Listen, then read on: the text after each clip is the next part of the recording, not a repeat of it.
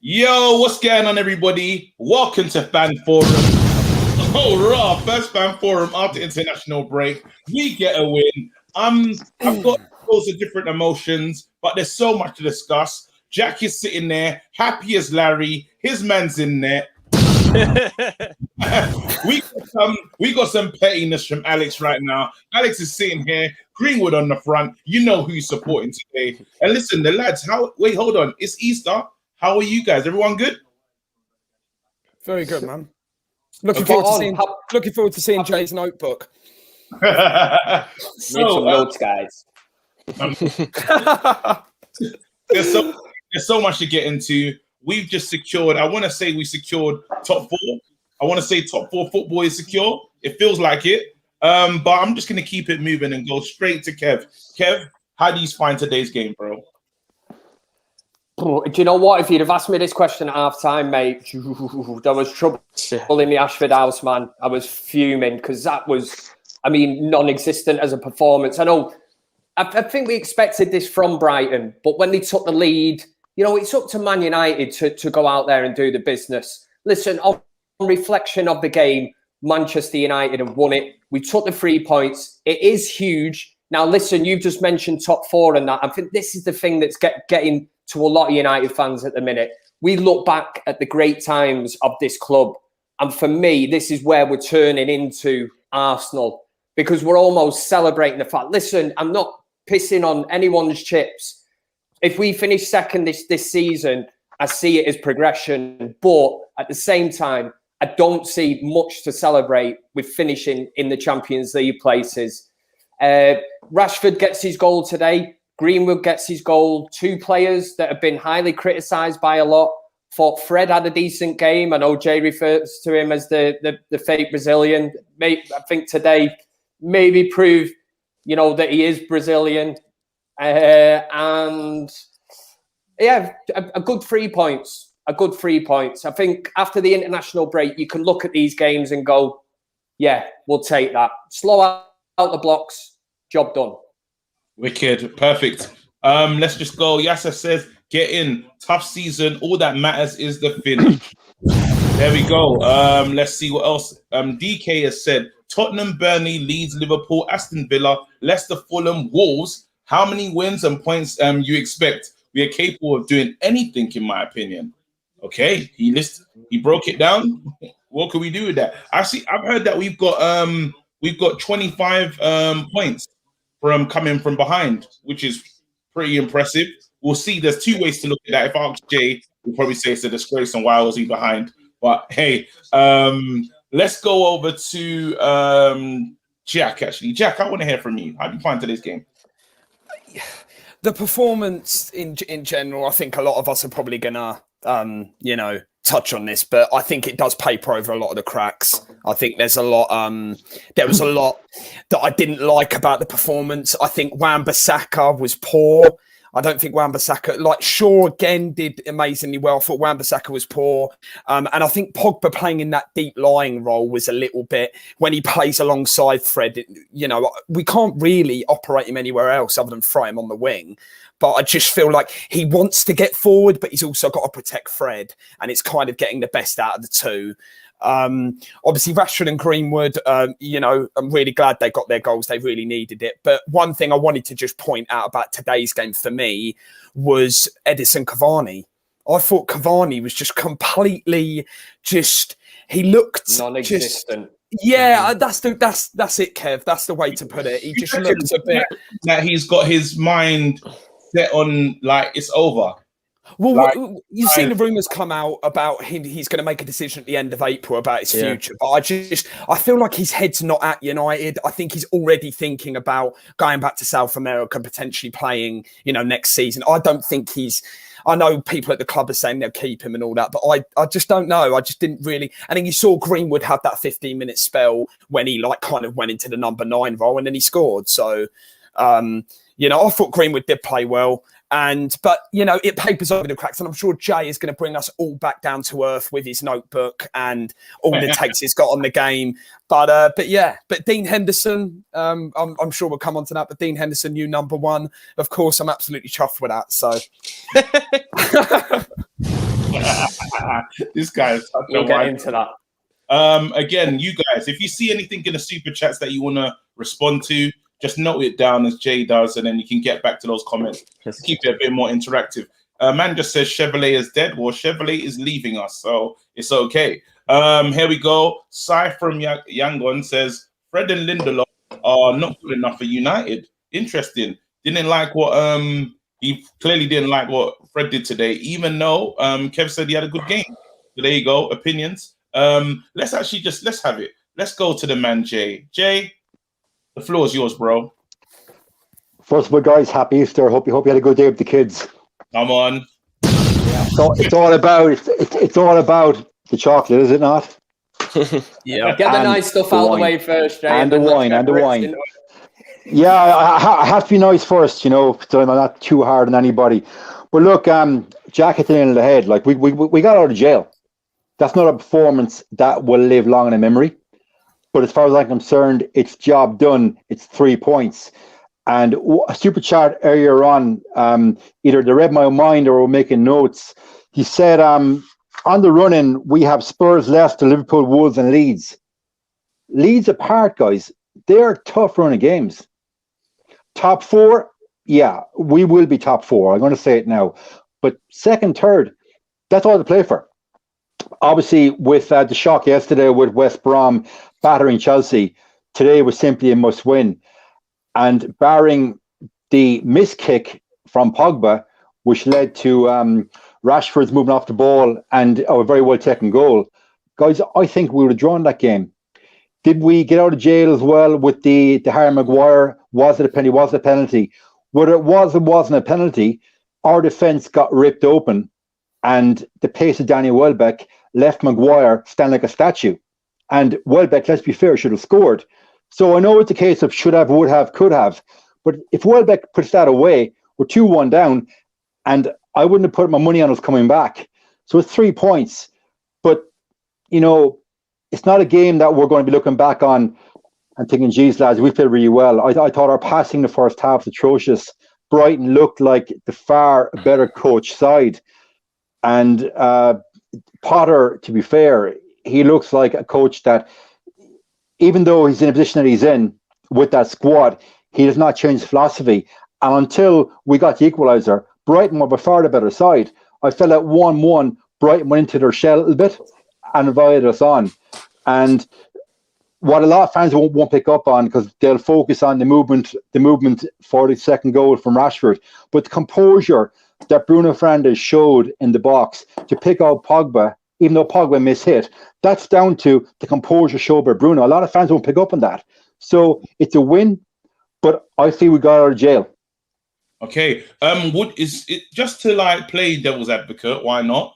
Wouldn't you say that obviously international period? Every time we come back after international period, no team looks amazing after international period. That's what, and us especially, we usually come back, we draw, or we lose after an international game. What say you to that? Well, KG, let's be fair. We didn't exactly look fantastic before the break either, when we capitulated against Leicester. But it's a very valid point. Historically under Solskjaer, when we come back after Ashton break, we have looked atrocious. And the first half, I know how back to the first half, because the first half, guys, we were slow, we were ponderous. Like the centre defensive midfielder for Brighton, is it Mopé? Sorry, not Mopé, but Suma. I said, Ed, get a checkbook out right now. I haven't seen much of Brighton this season. I would be lying if I said, but he's a player that every one of us has been talking about in various forms online. He looks like a serious CDM. You probably get him for 30-40 million. He's the kind of player you could sign up right now. Well, we're not looking at, according to Myrtle and the team, we're actually not looking at a defensive midfielder. We got our eyes in other positions. Yeah, because why would we need a CDM? We don't need a CDM. We don't need one. So I'm gonna, pray us up for DMX as well. Big fan. Anyway, can I just say, KG? Can I just say, I don't know whether everybody will agree on this, but I think the worrying thing about today's game was Brighton, right? And no disrespect to Brighton, come to Old Trafford with a game plan, right? And they nearly executed it. They played good football and had a game plan. Could you look at Manchester United and say the same thing at half time? Would you have looked and gone? And to me, it just looked like nobody knew what was going on or what the game plan actually was. It was almost like there wasn't one. And that was the worrying thing for me. But we obviously got the result. Is it unfair to say, because I just want to throw this out, obviously we're going to talk about the game in like more depth, but did that game paper over the cracks? Because we want to see paper over the crack, but then they really like almost secured top 4. So it's a hard one to work out. Actually, I'll come to Alex. What say you? Did it paper over the cracks, or is there? What's your thoughts, basically? Oh, well, before I start, can I just quickly say rest in peace to Claude? I watched a lot of his videos and I really liked some of his stuff. I just want to say it's the first time I've been on since that happened. With regards to papering over the cracks, I think it really did. Like, at the end of the day, it was a shocking performance. To be fair, I do actually quite rate Brighton highly. I think Graham Potter's a brilliant manager. I think it goes under the radar a bit because he's English, and I think if he was Spanish or something, people would be saying like, no, come on, because if you actually look at their I know it's bullshit with expected goals and stuff, but they literally blow teams away. Like, do you not remember when we played them and they had they hit the post 5 times or something? It's just, the way they play with the personnel they have, they're a really good team, but it's no excuse.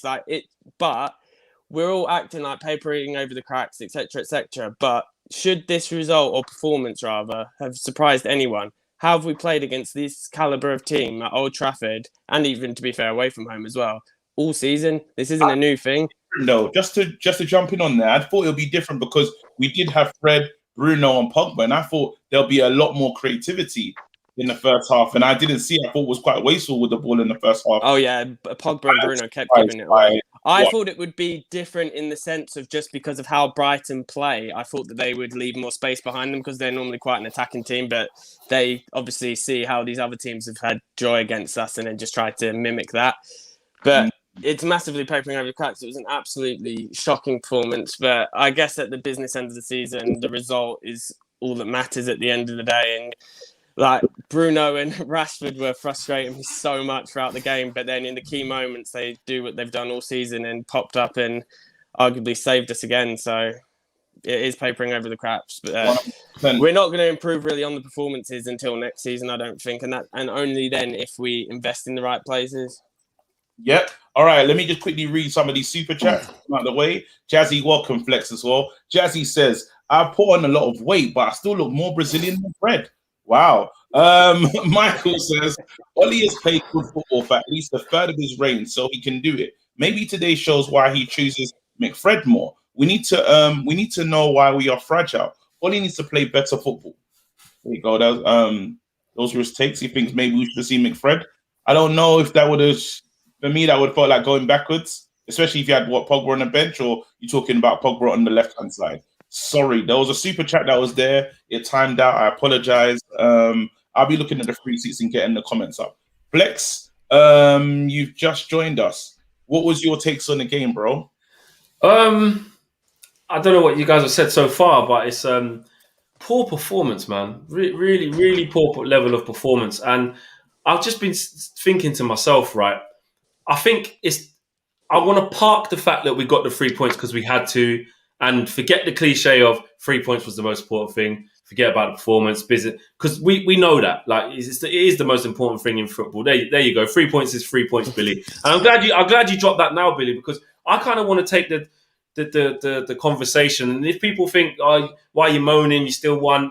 Fair enough. But let's open up the conversation. I'm saying I can't see that being this type of football being sustainable to kick us on to a higher level.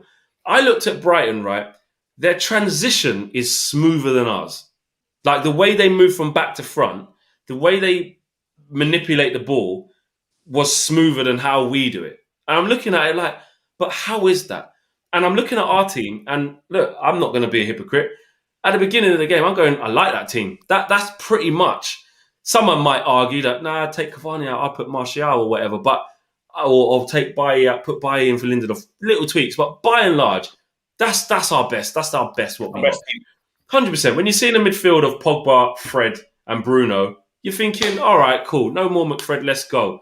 Bruno's going to be doing his thing. Rashford on the left, and then I'm like, but hold on a minute.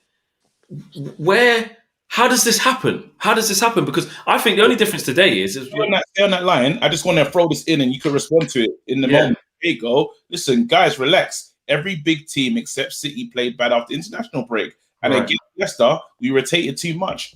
So I've seen when the wabba dabba dabba do woman comes on here. Big up for the comment, and that's another thing. I'm glad you said that because you can't really. I don't believe you can use that argument with this because this isn't. Oh, this is just a one-off performance where it's, after the international break, people are a bit rusty. No, this happened against Brighton when we played them third game of the season. This happened against Sheffield United when we lost. This happened against Villa when we won. This happened against Burnley when we won. This happened against Wolves when we won. It happens when we win all the time. So that's why I'm thinking, hold on a minute. Every time I come and say, oh, thank God we got through that, 3 points is the most important. Yeah, that's great. But now we've actually got 9 points away from fourth and 11 points away from fifth. Now I'm going to go, you know what? All right, that's done now. Yeah. Now I can have the inquest to say, hold on a minute. I'm expecting this team to go up gears and levels next year when Liverpool get their shit together. City's is going to be as high as ever. And Chelsea, I'm just assuming that they're going to reinvest and come strong again. Teams are going to come strong. Tottenham might even have a good transfer window come strong. You have to assume people are going to come.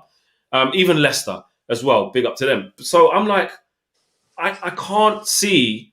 Basically, I'm talking about the ceiling that I've been talking about for quite a while. I don't know how we burst through it. That is my honest opinion because this will catch up with us playing like this. All right, I'm going to come to both Jay and Kev on this one. Whoever wants to take this question first, it's from a super chat response. Here we go. Kinky GB says 14 points more, 13 more goals than the same time last season, all with no preseason. This team is making progress, and step by step, we'll work our way back to the top. Have some patience, lads. Whoever wants to take that, Jay or Kev. You want it, Jay? You go first. It's okay. You go first. Should I read the other ones though, so it doesn't time out, Flex? Yeah. Okay, let's just get these going. I'm going to launch a full-blown research investigation on how can a team play so inconsistent and still be second. What kind of sorcery is this? How come we are winning matches? We play more bad, and it's a reflection of the league that we can play like this and still be second. 100%. Vignes says, "Good win, guys, but still just papering over the cracks. We're shocking first half. Bissouma was immense defensively. Definitely a CDM sign-in candidate. We just keep winning, playing bad. It's not sustainable." Chris Panker says, "Glad McFred was changed to Frog instead." The names are coming out. And the right-hand side had more to offer. Just needs more time to gel and proves that Magaluf needs to end. Another super chat here from Kinky. We've read that one. Deepak says, "I'm going to look right. I've read that one." And the last one is from Benson. Says, "Our squad is horribly unbalanced. Rashford and Pogba are carrying injuries. No attacking threat on the right. Our centre backs are slow. This team needs time." So yeah, we're all good on the super chat front. Right, let's go straight back to that comment that was there. And yeah, Kev, do you want to take that one about? Look, man, we scored more goals. We got a better position than we was last season. What say you? That's what you do have to gauge it off. You look at our position. I keep hearing United fans saying it's a fake position that Man United are in. How that is even possible, right? If the season ends today, United finish in second place. It's not a false position. They're there because they deserve to be there. The table never lies. I get it, right, that it's been a strange season. There's been crazy results. Tottenham absolutely thumped us. We beat Southampton 9-0. We beat Leeds. We put 6 past Leeds. It has been a crazy season. It will go down for Liverpool as being the worst title defence in the history of the Premier League, which is great. But, it is a crazy season. But if you're working it off progression and looking, the one main thing I'm looking at now, and I'm seeing it in the comments section, I mentioned it before about style of play at Manchester United. And the worrying thing is that Brighton had a style of play today, whereas us lot were a bit like, it's Old Trafford. We should be taking the game to them. You know, we've literally played half this season playing one half of football in a lot of games. How many games we fell behind at half time? We're like, we're not even in this. You know, you think of even Southampton, what was it, 2-0 down at half time? You know, he makes the change, brings Cavani on and that.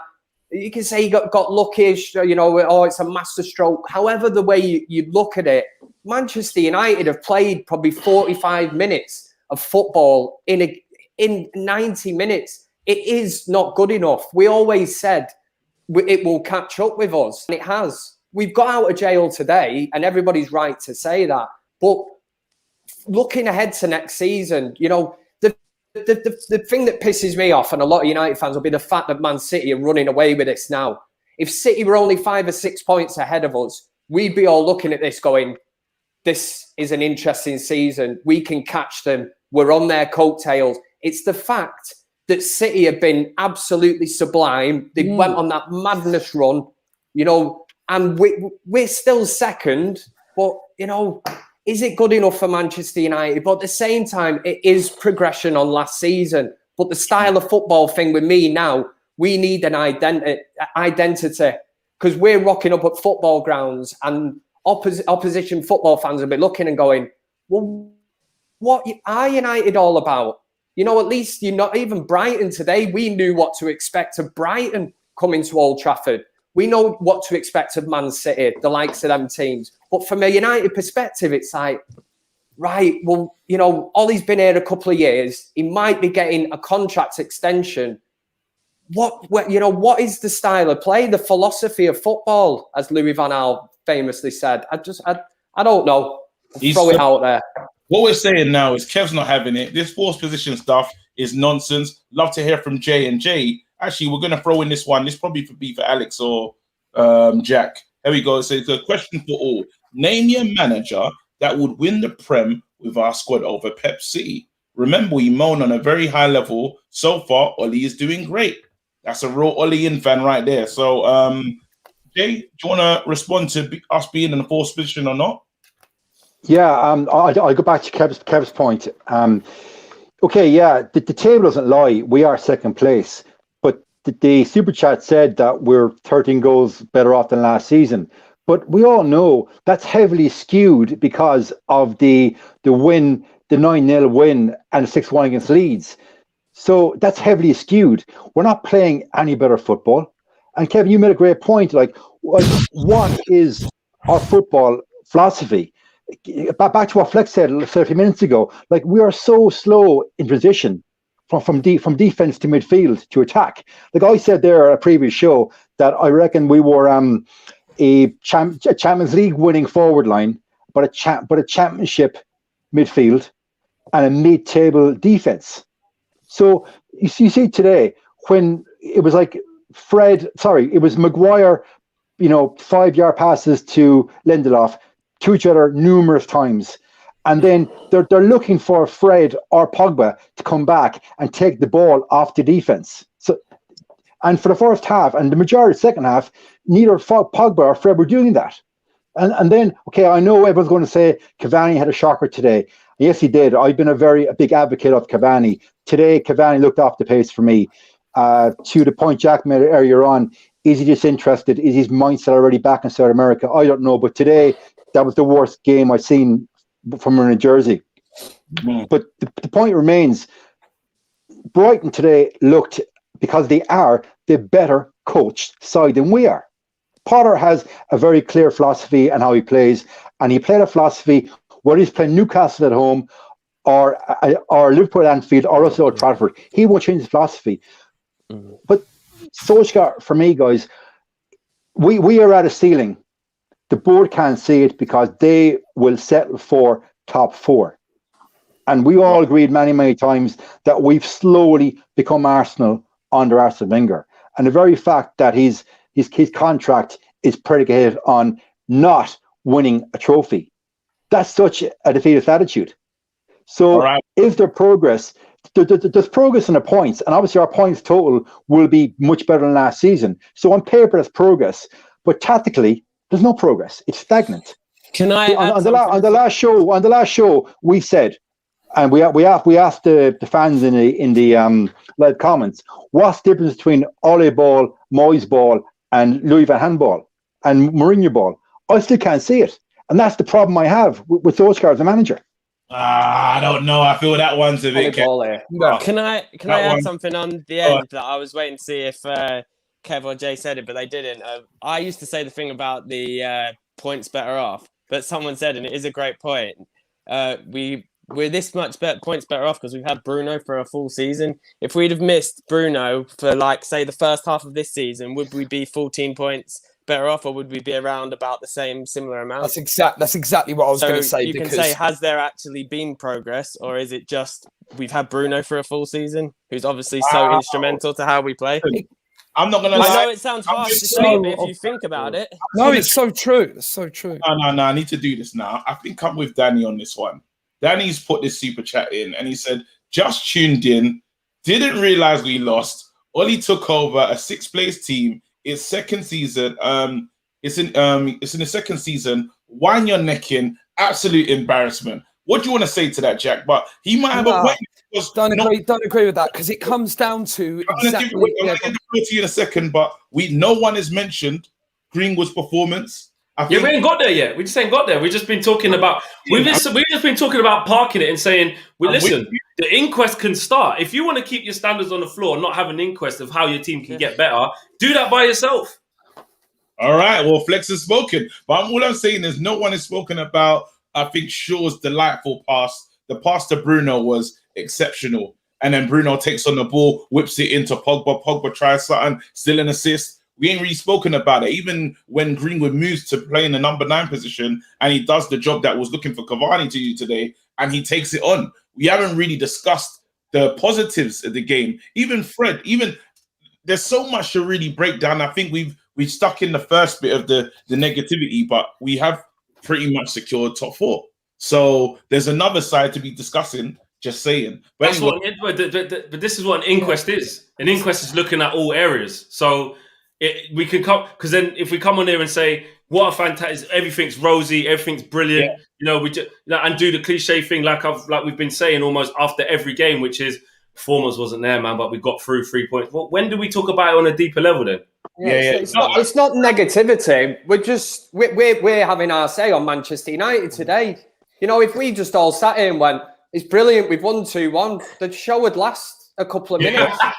All we're doing we're debating as Manchester United fans, seeing the bigger picture and looking more long term into next season. It's all right, all these fans jumping on here and going, lads, we've won, get on the beer, and all that. It's 3 points. We're just looking and going, right, well, there's a bit more to this. Let's dissect it and look into it. That's all it is. Also, just wanted to my point where I stand with this thing is I'm losing hope with Ollie every game we watch. So I'm being honest. No, be positive. We're second. I'm saying no. Yeah, but this is so. It's such a narrow-minded view that. No, but I'm losing hope with Ollie just because there's little things that he's done. I think that the Gea treatment is disgusting. To me, it just feels, because I'm looking at that situation. I'm saying to myself, okay, I understand that you wanted to change the Gea and you saw something there that you said, I don't like him. Someone else needs a chance. But I look at the rest of his team. I look at the rest of the positions in his team where you say, well, when does that mindset take place in the other areas of this team? When does he think, you know what, Donny should play? When does he think, Ahmed deserves a chance? Because for me, I feel that he's bitten onto the media agenda and he's just said, you know what, I'm going to take this player out, even though the centre-backs are horrible. The centre-backs are still horrible, but because De Gea or Henderson in net, there's still going to be goals conceded. I honestly believe that, because I think the problem is in front of them. But all of a sudden, he said, you know what, he's out. And the worst thing is, even if you're going to let him go, this is my issues with Ollie and stuff, is why would you do it like that? We saw the article that came out this week. Let him finish off the season. Henderson's clearly not going nowhere. He's as young as ever. But then you're just letting sentiment rule your head over what should actually happen. If I don't want Henderson to be our number 1 long term, I think if De Gea isn't good enough, we should get a new keeper. But if he wants to choose Henderson as his keeper for next season, wouldn't it make more sense to just take sentiment out of it and just be like, okay, let's just play our first choice keeper for the rest of the season? But then my thing is, why is he? My issue is, why have you just realised he needs a chance, but not in other areas of the pitch? Because that is true. We can see problems, and why is it just there that he's decided that's wrong? And I don't think the mistakes have been made there. That's my because I'll tell you why. Sorry, Jack, just quickly, and I'll go straight to you because that's his favourites. Mm-hmm. No, but this is what I want to. We haven't actually brought this up at all, and I'm quite surprised. But did you see when Rashford came off? He's not 100% match fit. He's got something. He like walks with a limp, like his ankles playing up. Like I don't, and just making these decisions in terms of team selection. The De Gea Henderson thing, I'm sure, will be a topic we'll talk about. But it's just quickly on the point you were just making about the KG about Ollie and stuff. It's all about what, and Flex makes the point, about sustainability and what we want as fans. Because this time in a year, if we're sitting here saying it's all well and good, we are second in the league. I agree with Kev. We deserve to be there based off of how the season's gone, etc. But we are streets away from Man City. I watched Man City yesterday. They were unbelievable. We are streets. So if any of us man here think we're going to win the Premier League next season, we ain't getting anywhere near it under Ole Gunnar Solskjaer. And it's, I do agree with the Dean Henderson, De Gea point. I think we'll concede goals regardless, because I do think the centre-backs is not a long-term view. But I think we've just got to look at the here and now. Yes, we're second in the league. Yes, we could still win the Europa League this season. But is it really Manchester United identity that we all know and we all love? No. And Ollie's not got the tactical nous to, the ceiling's been hit, and we can't go any further with this. All right, listen, we've been told by A-Bub, read the super chat. So Flex, there's a whole lot. Bear with us, guys. There's 6 of us in here as well, and we're trying to get all the super chats out as well. Pratik says, hello, guys. Do you think that Harry feels inferior alongside with Eric Bailly? That's why he prefers Victor Lindelof over him. So what? Basically, when he plays with Eric Bailly, does he feel like he's not the main guy, and that's why he preferred to play with Victor Lindelof? I just think he probably feels more steady alongside Lindelof for whatever reason. I just feel that he would. I think he'd be knocking on Ollie's door if he had a choice and say I prefer to play with Lindelof. That's what I think. I don't know what you guys think. Donnell says, KG, we don't know if De Gea wants to be here next season, and maybe he hasn't changed other areas because he wants the board to invest. So maybe that's the situation there. And Hiram says, we know Ollie is not going to get the funds to get great individual players to get us a title. So we might as well get a manager that can work with the players we have to win. Ollie's decision to drop David De Gea plus no Bailly is just poor. And this is from... Is that true? I'm hearing Bailly's been tested for COVID. Bailly's tested positive. He hasn't come back to England. Is what the latest with is on that. Super chat just went. I was just about to read it as well. They just go so quickly, man. Yeah, they do. It's why we've just got to try and stay on top. I don't know. So we've read that one. And there's another one here that's just come in as well from Chief. So Sergio Romero had a better goals conceded record than De Gea. Why did we sell him? I rated him. Well, we're about to sell him. Yeah, we haven't. Yeah, but he's as good as God. I think I read he's in Argentina. He's living here. Same. It's look. Do you see the Dean Henderson situation? Kai Hutchinson says 4-2-3-1 is the problem. Top teams have and identify. Basically, they can suss us out. Yeah. And we do get sussed out. We do get sussed out very easily and stifled. Do you know what pisses me off about the Dean Henderson situation is when Sergio Romero was putting in blinders and having amazing performances, literally good performances, keeping the ball out the net for clean sheet. No one in the world was screaming for him to be the number one of Man United. All of a sudden, I'm just saying, Henderson's in there, and now he needs to be the guy. And then what is happening? What's kind of confusing for me and the fans? The fans are saying he's getting paid too much. Why does that matter to you, lot? The money's not going to get invested into the club. We gave him the contract. There was a moment when everyone was begging and saying, "The chaos, please sign, please sign." All of a sudden now, he doesn't deserve the money that he's getting paid, and we need to make sure we need to lower the salary. For what reason? Why are we doing it? It's KG. Go ahead. If you don't mind, I'll jump in there. I think going back maybe 6 or 7 weeks ago, we had a deep discussion about the jingoistic English media bias and the agenda that they were propagating to get Dean Henderson in as number one. And for me, guys, the last couple of days, I've lost a lot of respect for Solskjaer. Sorry, Solskjaer, yeah. He's gone down in my estimation because basically he has folded like a deck chair to the English media. For me this season, De Gea hasn't put a foot wrong. Yes, last season and the year before, he made some howlers. I take that on board, he did. And a move was not made to replace him back then. Romero, when he played for us, he didn't put a foot wrong. So this season, the goals conceded that we've conceded have been on our lackluster CDMs and our back pairs doesn't work. So De Gea this season hasn't put a foot wrong. He goes to Spain for the birth of his child, and he comes back, he's not on the side. Like, that is absolutely preposterous. So Solskjaer, he's been touted as this man management. He's showing David De Gea zero respect. And he'll probably come out in a press conference saying, Dino's been playing very well, I'll keep him aside. But hang on a second. When Swansea pocketed Mbappe, the following week he was dropped for Lindelof to come back in.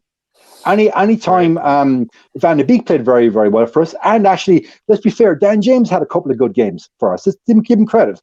But he's out of the side because today back in Mason Greenwood. So Solskjaer, for me, guys, he's become a little bit of a liar. And he's gone down in my estimation.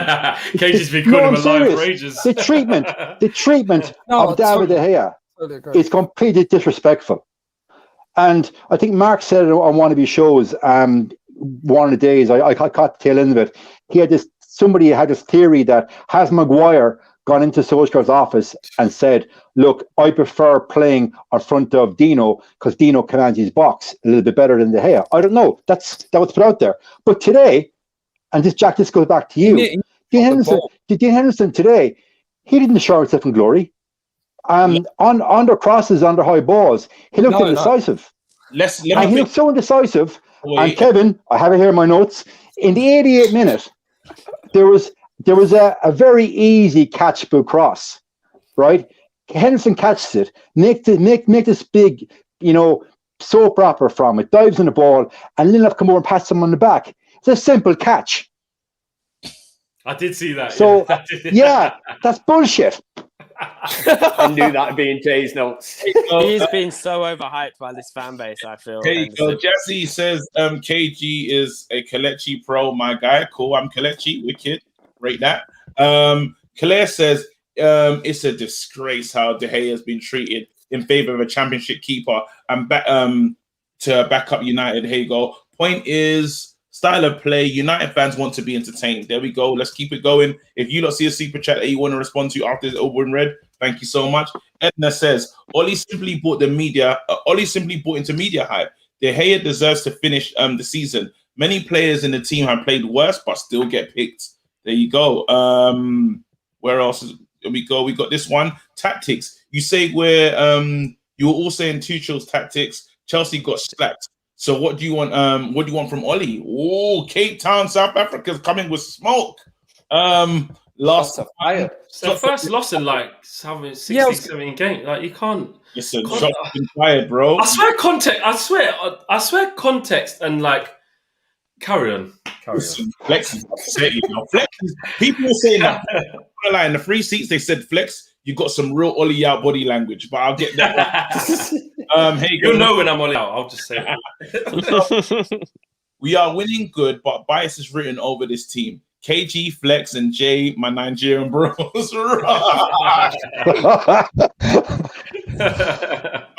I'll take that. I'll take that one. I'll take that. Okay.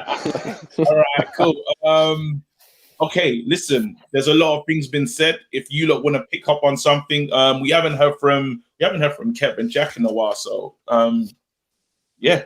Actually, I'm sure we carry on the De Gea Henderson kind of thing. I don't know if Jack wants to go first there or what. Or Yeah. I totally agree with the treatment of David De Gea. I don't want to, think that I'm Team Dino all of a sudden. Like from what I've said, it's come across like that. But of course, I will always stand by. Like De Gea has been a great servant to the club, and I think it's just a bit. I honestly believe not only I agree with Jay's point as Ollie brought into the media hype. I do honestly believe that he's made his mind up. I think Henderson will play now, and I think it will be even more disrespect if De Gea plays on Thursday, because I don't know whether they're going to switch the keepers around. I don't know they're going to switch the keepers around for the Europa League as opposed to the Prem. But if he plays De Gea in Europa League, I'm sitting there, David De Gea. I'm like, I don't want to be here. I'd be sitting there completely just amused at how. And I think Dean Henderson, I think it's his place to lose. I think Ollie's given him it now, and it is. And, whether you like it or not, as fans, I just think as fans, we've all got to get behind Dean Henderson, because ultimately, whether you like it or not, long-term, he is going to be our goalkeeper. We're not going to be looking for a goalkeeper. He's a young prospect, and he is, he will be our future number one. I'm certain of it. All right, cool. I need to ask this question to everyone on the forum right now. If Ollie brings in De Gea for that Europa League game, is that the ultimate disrespect? No, that's exactly what I just said. That's what I just said. It's disrespect, KG. I just want to know, from you guys, what do you guys think as a fan? Is that a next level of disrespect to say, you know what, you're now my B guy, play my B tournament, Premier League for Henderson? I just want to find out what you guys. But that's the tournament we can actually win something. 100%. So I'd rather be playing the thing that we can actually win a trophy. Like when Romero was Jose's keeper, and then he got to lift the European trophy at the end of it. If I was in their position, what do they get to celebrate? What does Henderson get to celebrate? Last end of the season, wow, we got second. Whereas if De Gea plays in the Europa League and we won the Europa League, that's a way bigger achievement. I'm saying, just playing devil's advocate if I was to be in their positions. But obviously, it's a slap in the face. Kev, what are you saying? Go on, that's a tough one. It's the only way that De Gea is going to get back into the team for me now. I think it's absolutely shocking the way that Manchester United have treated him. To allow him to go away, the birth of his first child or whatever, but then almost overnight the change of the guard, right? I always thought Henderson would succeed De Gea at some time. But it is a bit shady the way that Manchester United have gone about this. All I can think is Man United have looked at this as David De Gea being an asset. Not a player, not one of the best goalkeepers in the world, an asset. They're looking and thinking, we can still get top dollar for him now if we offload him. I still think, well, he is. I'm sure a lot of United fans will agree. He's the best keeper at Manchester United. He's better than Henderson. Henderson's learning his trade. He will be United's number one. He is now. But De Gea is United's best keeper, without a shadow of a doubt. Look at him when Sir Alex Ferguson left Manchester United. What was he? United's player of the year 3 times in a row.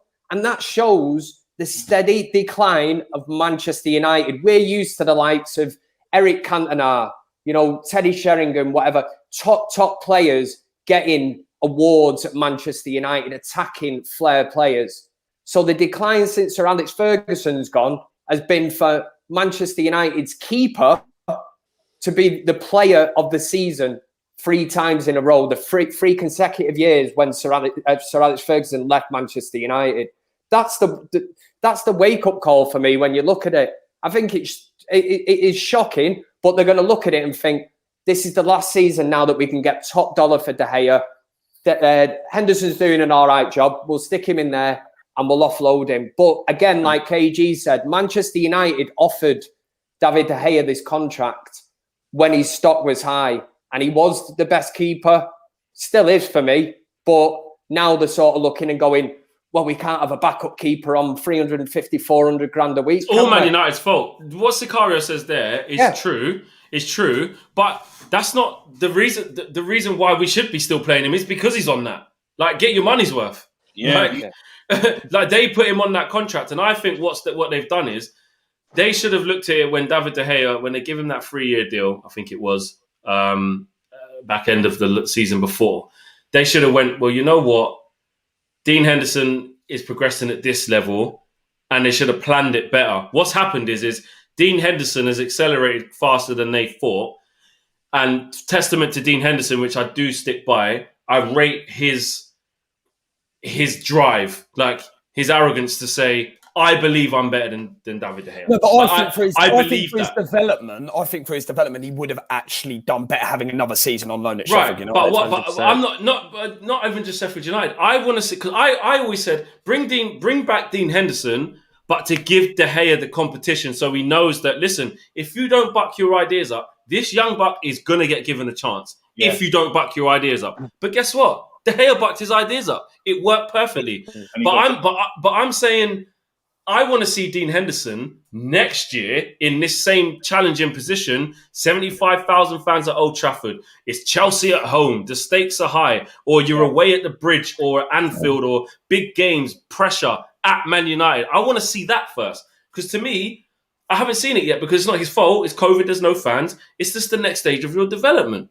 You saw it in the last minute against AC Milan. There you go. All right, But again, sorry. Can I just say, there's a few people mentioning the word loyalty, right? There is not much of that in football. Well, there isn't anyway, right? Unless you get a player that sticks with you for a long period of time.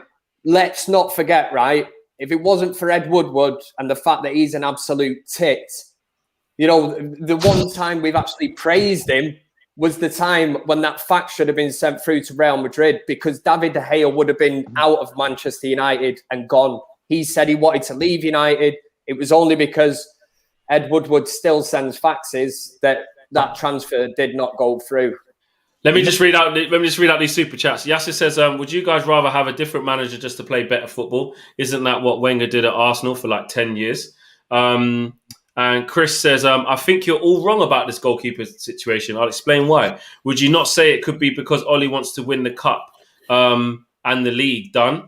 That's why we'll soon find out, because if he doesn't play him in the Europa League for the rest of the games and throughout it, then we'll see. But I don't think it's just that. Because De Gea was the Premier League keeper, and then he went and had a kid, and now he's come back and he's not. So I don't think it's that. Nath Doc says, Henderson played like 5 games. Relax. Okay, fair enough. Maybe Nath's seen it differently, saying it's only been 5 games. Let's see. So if it goes to the end of the season, then Nath, then you probably have to change your opinion, but fair enough. Ivan says, Glazers made us Manchester United Business Club when we should have been Manchester United Football Club. Sad way for De Gea to bow out. A great servant. And another super chat here from the United show, I think SA, so I'm going to say South Africa. If Ollie doesn't get the players he wants, will the newbies be glued to the bench, even though we can clearly see they're better? The best man manager, with a smiley emoji. And Mason says, these Europa games are everything right now. Bring home some silverware and look forward to next season. Great show, lads. Appreciate that, Mason. Just going to jump in here and say, my one thing is, Woodward, just the way they've managed players on their exit. Evra speaks about it. Rio has spoken about it. There's a way that we've looked after people on the way when RVP. That just leaves RVP. It just leaves a bad taste in their mouths, and I think we need to get better at doing that. I don't know if it can be done. Obviously Ed Woodward, head of player communications, got a new role. Hopefully he starts to communicate better. And him and De Gea something's happened, but I'm just not liking what's been leaked to the press and how it's looked over this week, because it's not an accident. We control everything that gets out. That's out, and it's happening, But let's actually talk about some of the positives today. Yeah, good. That's what I was going to say. Bruno once again, man of the match for me today. There's things that first half, no one was good in the first half, so we literally got to just talk from the second. Bruno for me, man of the match. The way he just won't stop trying things, won't stop looking. Even it could have been a penalty, or if Rashford didn't score anyway. He's in the box, gets clattered. Even that link up that he had with Luke Shaw, I thought was phenomenal. So Luke Shaw deserves a lot of praise. Drop a bomb for him. And then Greenwood, we've been asking for Greenwood to rediscover his form. I think Greenwood's coming back. I think it's a shame. It's a shame that Gareth Southgate has punished Greenwood the way he has. But just because of that moment, he's just decided that he's no longer good enough to be in the England setup. I think that's a bit disgusting. But anyway, those are my takes. Anyone else? How do you feel about the positives today's game performance? Whoever wants it. I think Luke Shaw is, again, showing he's the best left-back in in Europe. Another superb performance by Luke Shaw, and I think Greenwood was my kind of standout. I thought he played really well, and especially, as we say, when Cavani didn't have the best of games, came off and then he switched into that number 9 role when he played 10-15 minutes there, obviously scored his goal. I thought he played really, really well. What did I tell you before Martial even got his injury? I said in our WhatsApp group, didn't I? Like, I bet by the end of the season that he'll be our first choice striker. Not like, obviously if Cavani's in his like best form that he's capable of being, then he would be our first striker. But I just think in terms of overall play, obviously he hasn't been finding his scoring boots. But with Greenwood, the last thing we ever have to worry about really is his goal scoring, because you heard Henderson in his interview the other day saying he's just been training with Harry Kane all week, and that Greenwood he thinks like the best finisher he's ever seen. Foden said that he's on par with Aguero for finishing and stuff. So that is really not a worry at all. I think just his overall play has been better. Yeah, I know it's crazy when they're saying we just need to get him in net. We just need to get him facing the goal, and that's where it comes down to our system to get the best out of him. Exactly. No, but that's what I genuinely think he can step up to the plate, because obviously Martial might be out now for the rest of the season. Yeah, exactly. So, and he's 19 years old. Okay, Mbappe did it, but apart from Mbappe and Haaland, like, what 19-year-old is leading the line at like a massive worldwide club? People need to give him time, and he has all the potential in the world. Like, he's going to be so good. So he is. Man United will be patient with him. That's one thing with Ollie that you will get with Mason. He loves the kid. He brought him through. You know, I remember that press conference when I think someone said to him, "Ollie, are you concerned about goals? You've let Lukaku go, you've let Sanchez go, and no real replacement. This is at the beginning of the season." He goes, "We've got young Mason. He'll score goals. Don't you worry about that." I remember that, and I was like, you know what? Fair play. At the end of that season, I looked back at it and I said, you know what, Ollie? Got to big you up for that, because you said, don't worry. The kid scored 20 goals in his first season. Youngest player since Norman Whiteside to get 20 goals for Manchester United, and we've had an 18-year-old Cristiano Ronaldo. We've had an 18-year-old Wayne Rooney, who anyone who remembers Rooney, how good he was as a teenager. He's like probably the best teenager that the Premier League's ever seen. Yeah, because I was going to say, Mason's Greenwood not did even it quicker than that. Yeah. Exactly, and Greenwood did it quicker than Rooney did. So, it's big. Kevin, what are you saying? Oh, what a...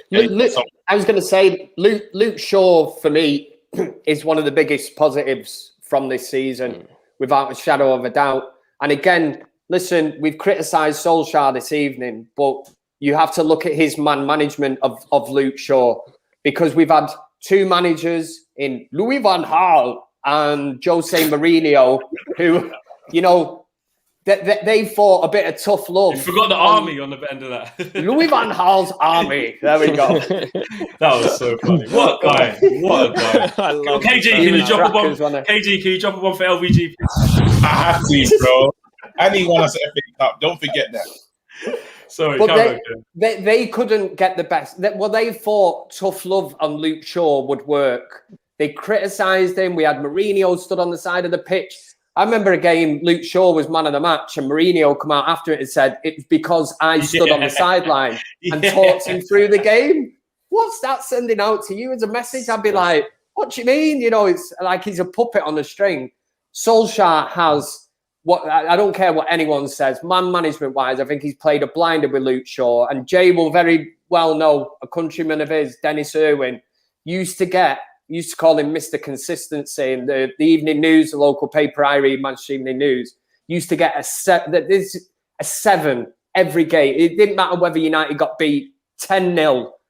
He would get a 7, Dennis Irwin. And that the scary thing is now with Luke Shaw, that's the way he's going. He's set his standards so high that we will, the same with Fernandes, we will just expect that from him. We need more players now in that team to make that step up. It makes such a huge difference. Jay? Yeah, on Dennis Irwin. Dennis Irwin was so good. He was right-footed and played left back to accommodate Gary Neville playing right back. That's how good Dennis Irwin was. And Dennis Irwin, free kicks, corner kicks, dead balls.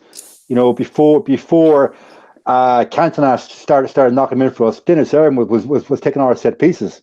So Dennis Irwin from Cork, yeah, great call, Kev. I suppose for the show-ins, I better take some positives from today, because probably the fan base think all I do is look at negatives. It took us 51 minutes to get a shot on target today. 68-minute, Pogba came to life, hit a nice through ball from Bruno, which I think was offside, if I'm not mistaken. Then our first goal, 61st minute, I think Brighton gave the ball away very cheaply. Excellent pass from Bruno to find Rashford. I put him through it wasn't an easy goal to take. It was a 2v2, and Rashford, we've all criticised him in the past for not being clinical enough, and he just literally took that half second and siphoned into the net. And I opened the show flex before he came on. I said that the cross that Bruno sent in for Pogba late in the game, it just shows composure that Bruno had. The game is in the line. He just takes that extra half second, sees the run of Pogba, knocks it in. Now, Pogba fortuitously mishits it. And if you look at the movement from Greenwood is making his run before Pogba even hit it, anticipating what's going to happen. Yeah, I think with Greenwood, 19, if he's to put on a little bit more muscle mass, where he can actually tussle and fight with centre-backs, he's going to be a force to reckon with, because his movement off the ball today, I was watching him, he's making runs that, Pogba didn't pick up on it. Fred, he's not going to pick up on it, but he's moving off the ball. I think our players need to start reading his runs better, because he can score 10 goals for seasons out if our players look for his runs and read them better. 100. Alex, over to you, bro. Yeah, I wanted to just go back to as well the Luke Shaw stuff, that he's just been absolutely brilliant. He's been a revelation. I think it was 2 seasons ago that he won Player of the Year, and I thought at the time, I'm like, he wasn't my Player of the Year, and I think there was a lot of people debating like whether he was Player of the Year during that one. But I think if he wins Player of the Year, and obviously fans get to vote for it, don't they? And like a lot of people will obviously vote Bruno, but for me, I think he is literally our Player of the Year. What Kev said is exactly what I was going to say on the subject. I don't remember the last time Luke Shaw played like below like an 8 out of 10. It just seems like every single game. Player of the Year ahead of Bruno, though. Yeah, because if you think, I've seen Bruno play shit in loads of games, but he's also obviously Luke Shaw's been a constant, man. Whereas Luke Shaw is just constantly good throughout an entire game. You know, and like, he has KG. I know some people like, well, a lot of people obviously don't give a shit about England, so we're happy to have him as rested. But I was so angry the other day when Chilwell started over Luke Shaw. It was an absolute piss take. And then you have Ashley Cole sitting in the studio being like, oh, well, there isn't much between them both. I'm sorry. There is you can't even start over Marcus Alonso. There is a lot between them both. Luke Shaw is just, he's like Jack said, you can easily make a case for his being the best left back in Europe. And it just seems like Rick said that he's like playing no different than he has in the past. But I so strongly disagree with that. It's just he seems to have turned a corner. I think it was a mental block after that massive injury, that he was like seemed to be scared to run at players because in case he ever got like crunched again, and he seems to be over that now, and he's just been a revelation. And yeah, like I said, he's getting my Player of the Year vote. Let me get super chats out quickly. Evan says, Dennis Irwin, proud Cork man and proud Irishman. Happy Easter from Ireland, lads. Can't wait to hear Ricky. Never agree with him, but can't not love him. that is what it's about. And another super chat here from Shanesti. Shanesti says, clubs generate dollars, pounds off the work of players, coaching staff. Players should benefit from this. David De Gea earned $350K a week based on his performances during his Player of the Season time. Wages shouldn't be factored into the discussion. Bruno, Player of the Year, stats speaks volumes, says Seller. And big up Major Chip Hazard, if you know. And there was another one here. It says, it's from Ryan, says, Luke Shaw, great role model for body. I've just been silly there. And yeah, I think we're good to go. Shaw is the most improved, but not Player of the Season. So you're going to come through and say this is why Bruno has to be. Listen, Bruno's played 46 games this season, all competitions, 23 goals, 14 assists, guys. Are we serious? Are we saying that that's not Player of the Year? But like I said, if you do it, of course he's done amazing stats. But and I say this is what when people were saying to drop him, which was just absolute madness. But he can be awful in a game, and then he'll pop up and score or assist. Whereas Luke Shaw is just consistently good, throughout entire games. We would not be in this position without Bruno. So I don't know. Yeah, I totally agree. I think Bruno is our player of the year, hands down. I don't know if we'd be in this position if Luke Shaw didn't play every game. Exactly. It didn't look. Flex. If you take Flex, if you took Bruno out of our team, you would see. Have you seen what happens when Luke Shaw don't play left back? Can I just ask that question? How many times have we brought him on during a game when when Tellez does play, but if you take Bruno out the team, we miss that key creative spark. And when you've seen him not play Leicester in the FA Cup, when we don't play him, you see the repercussions, and we have to bring him on. Luke Shaw didn't play as well. Wait, Flex. Stop taking the piss. Bruno's. I'm not. Bruno's our best. No, Flex. Tell us. We're not saying who's the best. We're not saying who's the best. Exactly. That's not what this is. No, I'm not saying who's the best. Who's our player of the year, bro? It's Luke Shaw. Luke Shaw. No, Flex, Alex, you can't tell me actually. No, Bruno. Kev, wait. Loads of games that Bruno played bad. Kev, who's player of the year? And then we'll go to Jay. Fernandez. All right, cool. Jay, who's player of the year? I think it's lovely the fact that we're splitting hairs between a much improved Luke Shaw and a world-class Bruno Fernandes.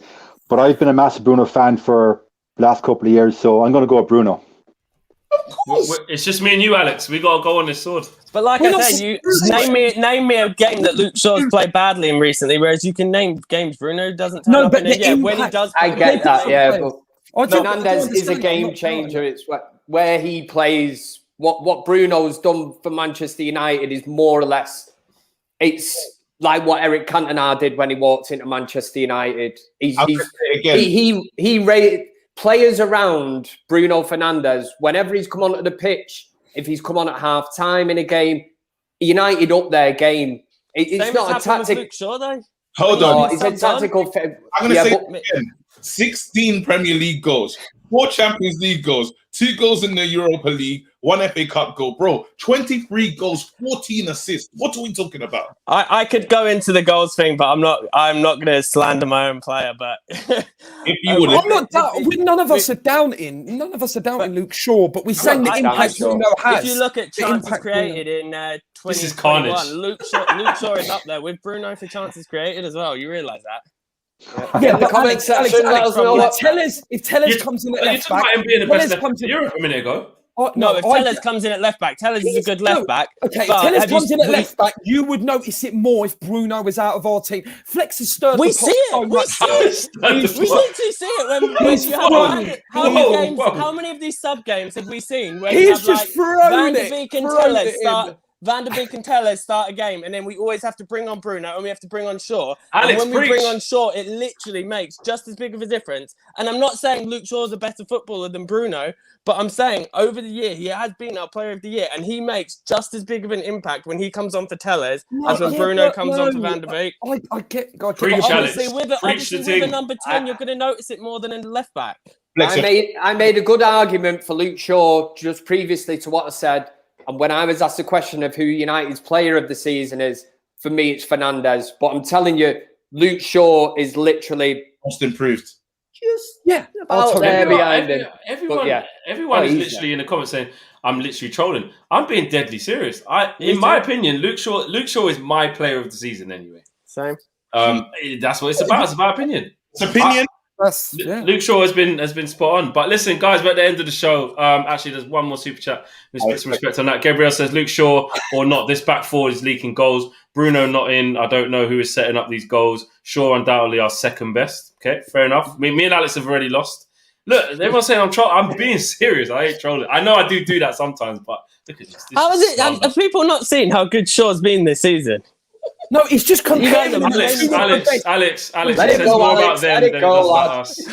Yeah, it says more about them than it does about us. Let them they do seem it, to Alex. think that we think Bruno's been shit, but 100%. I'm not saying that. Bruno's been unbelievable. No one believes that. I'm just saying there's a talisman that's made our team better. I know. Okay, guys, question. One question. Alex. Yeah. One question, right? Hypothetically speaking, right? We don't have Bruno Fernandes in that team. Remove all his goals and assists. Where would we be? Yeah, of course, but you seem to think that I'm saying Bruno shit. We would be nowhere near second. Yeah, obviously, but I'm just saying, if you'll see it, if we go against Granada and then we start Tellez, and then as normal, we'll have to bring Luke Shaw on after 60 minutes. What's the difference we make when Shaw comes on? Alex, if they want to brown nose Bruno and not look at any other players, it's up to them. Exactly.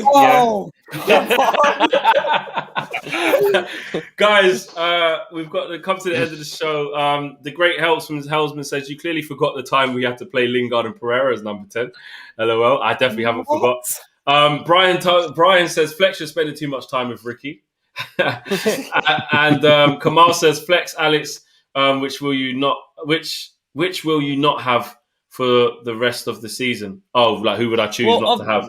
Obviously, but if I was to just go like hyper into it, I could just be like, oh, well, look at their performance against the Big Six and in the big I'll choose Bruno. Luke Shaw's performances. I'll choose Bruno. I'll put Donny in at 10. Obviously, so would I. But, what, you'd actually choose to... I wouldn't choose to... Yeah, I'll choose to have Luke Shaw. No, Flex.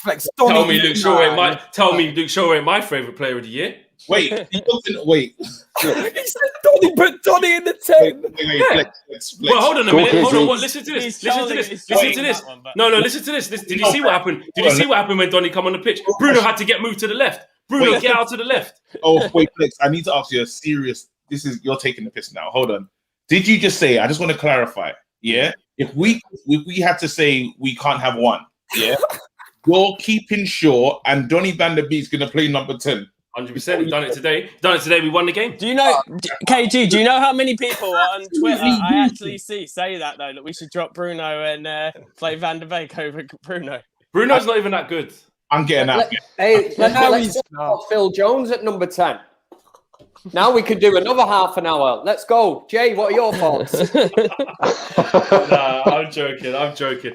Luke Shaw is my player of the year, but listen, you know what I've said about Bruno is our saviour. That's what he is. He is. Guys, I don't think KG's even going to enter to leave the show. Guys, we've come to the end of the show. We will see you guys on Thursday. I will see you guys tomorrow night. I think Kevin will be on the show as well. Yeah. Probably you as well, Jay.